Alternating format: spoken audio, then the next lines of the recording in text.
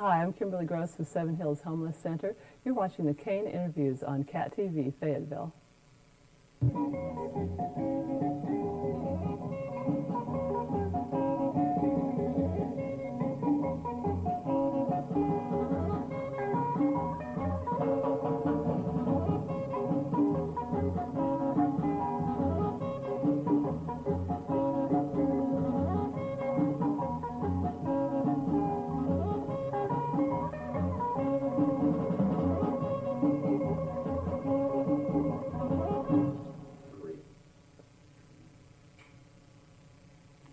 Hello, and welcome to the Caine Interviews. I'm Shannon Caine. Today we'll be talking with Kimberly Gross. She's the founder and executive director of Seven Hills Homeless Center, which provides critical services for homeless individuals and families in the Fayetteville area. We'll be talking about homelessness and other related issues. Ms. Gross, welcome to the show. Thanks so much. Now, there has been a major increase in the number of people moving to Northwest Arkansas. Has there also been a rise in the homeless population?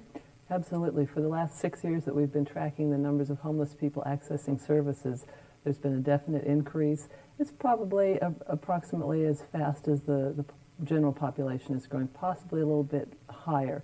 It's really hard to count homeless people because they don't have addresses and phone numbers, so you can sort of get a hard number. But because of the boom in the area, it seems like we actually have fewer homeless, but that actually can cause homelessness, as well as in places where businesses are closing and the economy is declining. Okay. Now, Fayetteville tends to take its Athens of the Ozarks image seriously, an increasingly upscale image that doesn't really include the homeless. There seems to be a out of sight, out of mind policy, and people don't really want to know about the homeless issues, certainly not in a town that's trying to improve its image. What would you say to the people who don't want to see this sort of thing in Fayetteville? Well, homelessness is very invisible in this area. We're not like the bigger metropolitan areas yet where there are large congregations of homeless people or severely impaired people on the street panhandling and that sort of thing. But it's becoming more visible as the numbers go up. And it isn't something that people want to see because it is very scary. It's sort of, I don't know if it's thinking, you know, that could happen to me, or just that these people might be dangerous, and I don't know, just not being familiar with people, homeless people. So it's an issue that people are becoming more aware of, and I think I do my best to get the word out as often as possible to people to understand that the problem is growing, but there are good ways to solve it. Okay, now some people might just ask, why don't these people get jobs? The jobless rate here is said to be among the lowest in the nation. Anyone who wants a job has got one, right? Would that it were so. Now, there are two issues actually going on. One is when you don't have a home, it's very hard to hold a job. When you don't have an alarm clock and a shower and a pot to make coffee in and grab a breakfast in the morning, it really is a big obstacle to showing up at that job every day, clean, refreshed, and on time. Another issue is that there are not a lot of living wage jobs for people who don't have a lot of education and a lot of skill. There are a lot of jobs that pay less than it actually costs to live in Fayetteville, and so people get caught in a cycle of having a job but not making enough to get by on. Then the other issue is that there isn't affordable housing. So people with jobs working full-time still may not be able to pay the rent every month, pay the utility bills, and provide food for their families. Okay. Now let's say that you're from another area. You're homeless, you've been wandering about for a while, and by the time you reach Fayetteville, you have completely bottomed out. What do you do once you arrive in town? How do homeless people find out about the center? We don't see a whole lot of people who are just kind of passing through who are new in town. Most of our folks are from the Northwest Arkansas area. But if somebody comes from, say, Prairie Grove or West Fork or Rogers, comes to town looking for services, then they might find out by going to another agency. We network with other organizations to transmit information back and forth. They might go to a church and ask for help, and they'd be referred to us. They might just run into somebody else on the street or go into a business and say, you know, I need some food, where can I go? And then be referred over to us. Okay. Now, doesn't helping the homeless time after time only encourage a welfare mentality? You give them free stuff, they want more free stuff. Where does it end? And more importantly, where does self-sufficiency begin? That's a really good point, because for the last 20 years or so, the federal government has put billions and billions of dollars into providing emergency shelter and food programs for people, for homeless people. What that's resulted in is more homeless people than ever before. There's something wrong with using that as a solution. What they have recently realized, as many providers did before that, but they finally acknowledged that really the solution is providing people housing so that they can get back on their feet, affordable housing. So we work with our folks who come to the day center to help them get an income stream coming in, and then from there get them right into housing so that they can keep that income stream going, so that they can stay healthy, learn some life skills. That's what breaks that cycle of homelessness, because once you have lost your home, your job, your car, your family, your self-esteem, it's very, very hard to get all those things back. It's not a matter of overnight shelter and food. It's a matter of long-term support systems to help you get back on your feet. Okay. Now, does Seven Hills teach its guests job-related skills? Not job skills as far as, you know, how to run this machine or that sort of thing. We do more general classes like conflict management. That's a really big one in the workplace. If you don't get along with a coworker or your boss, how to deal with that appropriately and not just bottle it up until it expresses all at once in an inappropriate way, which often results in losing your job and not having a good reference for the next time. Some people really never learned any healthy way to deal with anger, say. They just kind of blow off at people or blow up, and there are much better ways to do that. So we work with people over a long term to help them develop those skills. And communication skills are really important. And things like just showing up on time is such a key thing. Some grooming tips, you know, just general attitude changes, I think, are things we try to instill in our folks. Okay. Now, the sympathy level for the homeless, and particularly for the ones with dependent children, can be pretty low at times. For instance, people would say they're poor, they know they're poor, but they continue having children. How much sympathy can be realistically extended before we conclude that it's their own fault? That's a really tough question to answer, because I don't see, for one thing, people with really large families who were at bottom when they had those large families. Generally, we see people who were doing fine, had 5 kids, and then couldn't afford that expense, and so slowly started moving down the scale. There are cases where women have developmental disabilities that keep them from really being able to make really good decisions about child rearing, having family planning. That's the word I want.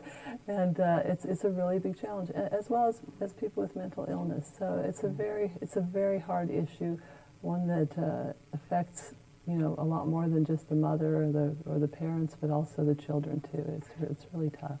Yeah. Well, speaking of the children, what about the children who come into the care of the shelter? When children arrive needing help, how are their needs evaluated and addressed? We don't really work with the children directly. We work with the family to assess their needs and to give them referrals to the services that they need most in order, and then get them into that housing. There's such a backlog on housing for families. It's just, we've had a mother and her mother, the grandmother and her son, who've been homeless for, I guess, about 5 months now on a waiting list for housing and just can't get in there. So it's really, really tough when you have more than just a single individual or a couple. Okay. You had mentioned mental health issues earlier, so let's go back to that and talk about mental health. Nobody really wants to see the mentally ill wandering the streets, but sometimes there they are.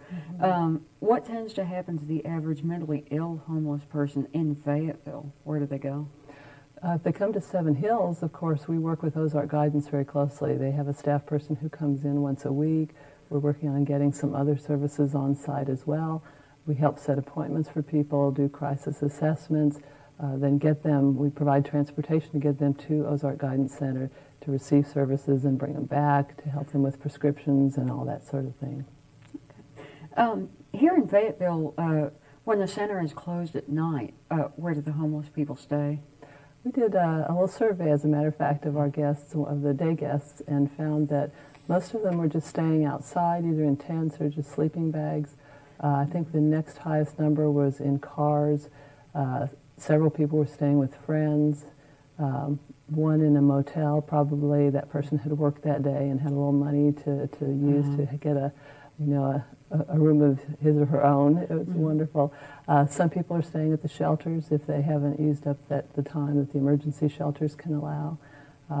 Some people had been in the hospital the night before. That doesn't really count as lodging, I don't think, but if you don't have insurance especially and your time is up, you're out of a critical medical situation, then the hospital lets you go, and if you don't have a home, it's really, really a hardship. Now, back to the job business. Let's talk about human resources from a corporate standpoint. No employer, regardless of how charitable, is going to hire some schizoid street dweller. They're not going to hire someone who has no work history or who is lacking in the finer points of personal hygiene or who is obviously irrational.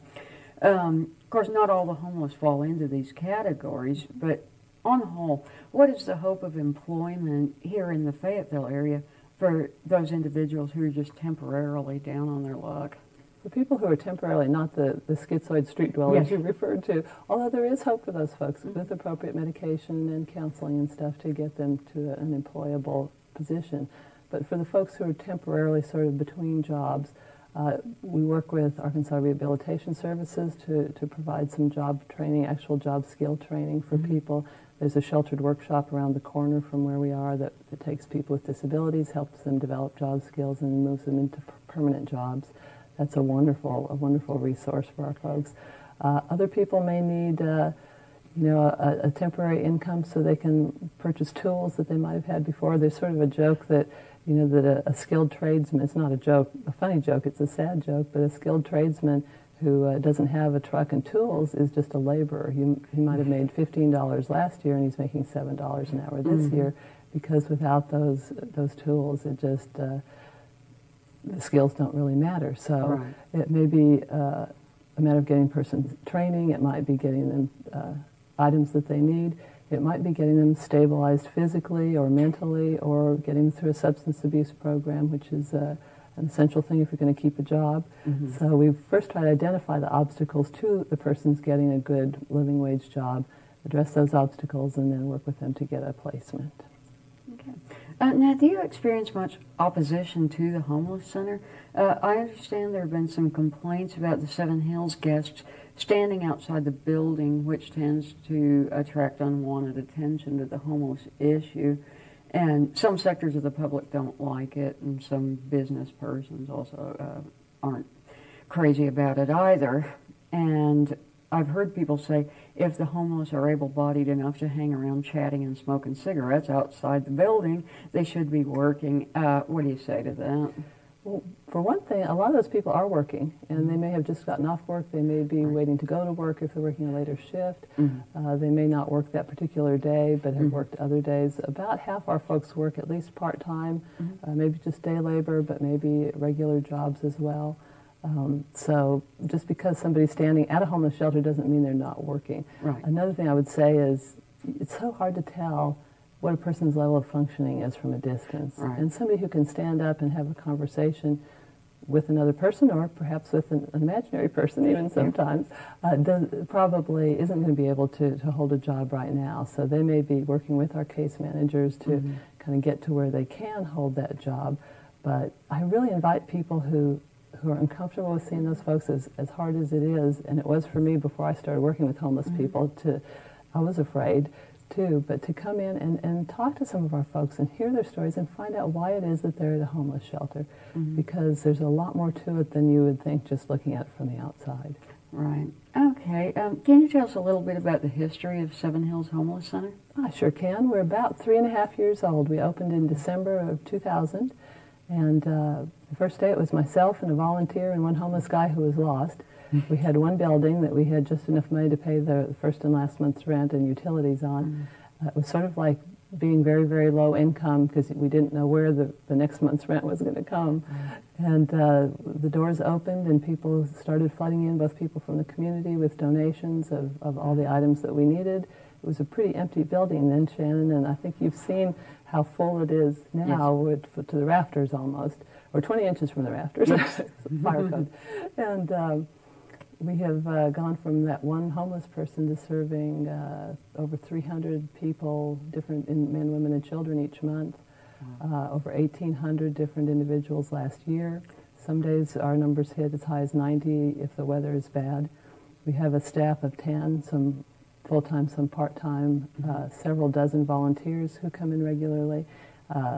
Opening our second building at the end of the month. We're very excited, and we're working towards building or purchasing some property to expand that transitional housing to provide 28 more beds for women and families. So it's grown just tremendously as the need has grown. I think the economy hitting tough times, and there's a lot more need than there was the day we opened, so the timing was pretty wonderful. Okay. What's the most frustrating part of working for the center, and what's the most rewarding part? The most frustrating part has got to be that there just aren't enough services. There's still those gaps in services or inaccessibility that's so frustrating when we have somebody who desperately needs mental health care but doesn't have any money to pay for the prescriptions or the appointments that he or she might need. That's very hard. In some states, there's free care for people who have no income. Not in Arkansas yet, unfortunately. I hope we get to that point someday. For a person who needs substance abuse treatment, the very minimum cost to get into treatment here in Northwest Arkansas at the largest, well, the primary local provider is $300. Well, that's very hard. We try to solicit sort of scholarships for folks so we can get them into treatment, but that's a lot of money to come up with for each person. We've gone so far as to take people to Memphis, Tennessee for treatment because there it is free, and we can get them a Tennessee ID and get them into those programs, and there's a shelter that works with us for that too. So access to mental health care, to substance abuse treatment, to medical care, even though there's a free clinic in town and another clinic in Springdale, there's so much more need than there is time and resources at those places that our folks are turned away repeatedly or wait for many, many weeks to get care, and in that time a condition can really worsen. So lack of services is my biggest frustration. My biggest reward, what was the... Yeah, what's the most rewarding part? The most rewarding, just seeing people start moving in a positive direction and start having hope for their lives, and it may be just a small thing like getting an identification card or driver's license again, or getting a place to live when you haven't had one for a while, or getting a job that pays maybe $10 an hour, getting a raise to that level. It's awesome to see people who have put up with such hardship for so long start moving in that positive direction. Some people will come in, some of our graduates, with a newer car and say, look at this, I'm doing great, and moving forward. And if that didn't happen pretty regularly, I don't think I could stay in this business, really. Right. How can the average person help combat homelessness in Fayetteville? Build affordable housing, provide living wage jobs. That's probably beyond the scope of most folks, so we always welcome people to volunteer, come in for a tour, get to know some more folks, possibly donate items that we need. Right now we're trying to find table lamps and area rugs, small student-sized desks and upright chairs, dressers, end tables like bedside tables, those sorts of things to furnish our new building. We can always use financial contributions, of course. There's no nonprofit that doesn't have that as a primary need, I think. And donations of food, perhaps? Food, absolutely. Call, if people would like to donate something, if they'd call first and just make sure that we need what they have. We can't use all things, and our building is very, very full. So couches and beds and appliances, generally we don't need because those are big and too big for us to store. But please call and find out. Fresh fruit, items like that, and also spreading the word to other people. I think, as you said, homelessness is very invisible, and just kind of raising people's awareness of the situation, that the numbers are growing, but fortunately there is a solution, and there are people working towards that solution by providing that supportive housing with the life skills training and the services and the case management and all that tied in, and really getting people permanently out of that cycle of homelessness. It's important for people to know there's hope for these folks, and not just, I don't want to see it, it's too scary, it's too sad. Mm-hmm. Can you tell us one of your success stories? Each case is so different, you know. It's tough to choose one. I think because he was one of our first residents, the one that comes to mind is an older fellow, a disabled veteran who came out of the hospital after having surgery, and his wife had left him, so his car or his truck and his home and his family pretty much were gone. He suffered some depression and needed physical therapy as well. And when he got there, he said, "I'm shattered. My life is just gone, and I don't know how to go on." So he became a resident in our transitional program, got his physical therapy, got some medication for his depression, started getting stronger, and then he started volunteering at the shelter and helping other people. And over a few months, he really just came to life. He looked like such a different person. The kind of sparkle in his eye came back, and he moved out into his own apartment and now volunteers at other places in town too. And just, he's a new man. He sort of really restored his life, and from that shattered person that he had been. So it takes time. It takes sort of a family, knowing that people care about what happens to you, care about your future, that you matter to somebody, and that's what we try to convey to everyone. Great. Okay. Well, that's all the time we have on the show today. We've been talking with Kimberly Gross from Seven Hills Homeless Shelter. You've been watching the Caine Interviews. I'm Shannon Caine. We'll catch you next time.